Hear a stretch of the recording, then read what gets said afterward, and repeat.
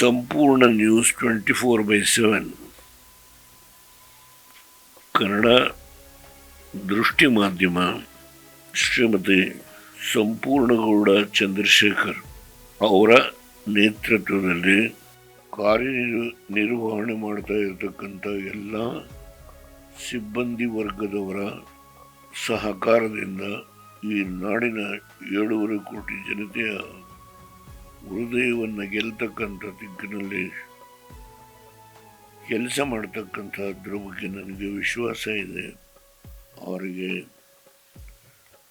ಸಂಪೂರ್ಣವಾಗಿ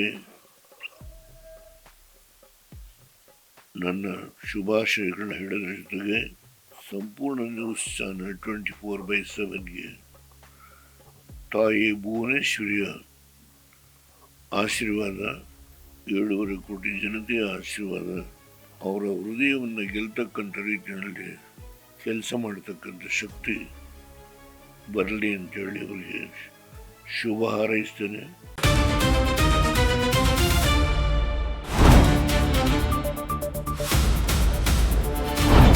ಸಂಪೂರ್ಣ ನ್ಯೂಸ್ 24/7 ಇದು ನೊಂದವರ ಧ್ವನಿ.